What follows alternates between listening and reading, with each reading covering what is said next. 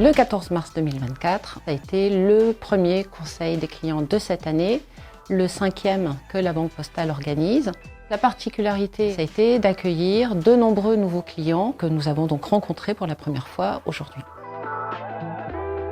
On a commencé à travailler avec les clients sur 2 thèmes. L'accueil en bureau de poste pour un client de la Banque Postale et la prise de rendez-vous avec un conseiller bancaire pour améliorer ce sujet-là avec nos clients. Ces retours des clients en live sont très utiles pour nous au marketing. On a eu des propositions très concrètes autour de l'application mobile. On a pris des engagements, par exemple la possibilité de prendre un rendez-vous en ligne. Ça, c'est un projet qui va se concrétiser avec la nouvelle app. Et puis, on a beaucoup parlé des offres à impact, sur la manière avec laquelle on doit présenter ces offres aux clients, qui nécessitent quand même beaucoup de pédagogie pour nos clients. Le thème de l'atelier aujourd'hui, c'était leur expérience bancaire dans nos bureaux de poste.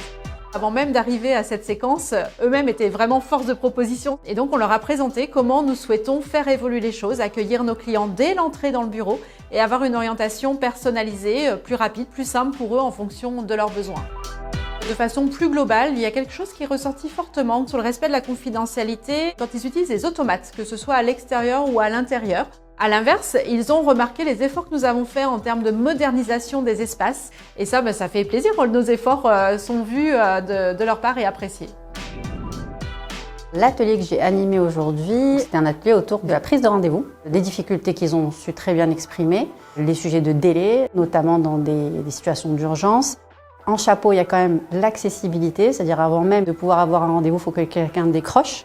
Ensuite, il faut que la personne qualifie le besoin du client. J'ai besoin d'une information ou d'un service, ça ne veut pas dire que j'ai besoin d'un rendez-vous. Il faut qu'on développe notre capacité de résolution au premier contact de la demande. Et derrière, ça nous permet de faire un rebond peut-être pour vraiment prendre un rendez-vous avec un conseiller, mais un rendez-vous de qualité. J'ai trouvé que c'était très constructif, chacun a parlé de ses problématiques, de ce qui est bien, de ce qui est moins bien. Pour moi, c'était une journée productive. Oui. Je ne savais pas que la Banque Postale proposait la gestion de patrimoine.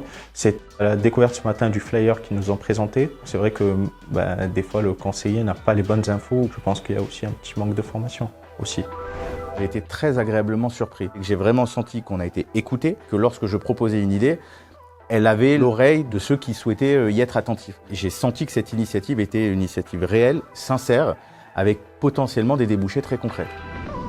Comment j'ai vécu mon premier conseil des clients? C'est un exercice pour moi nouveau, mais fondamental parce qu'on ne peut pas avoir mis dans notre plan stratégique le client au centre si on ne les écoute pas.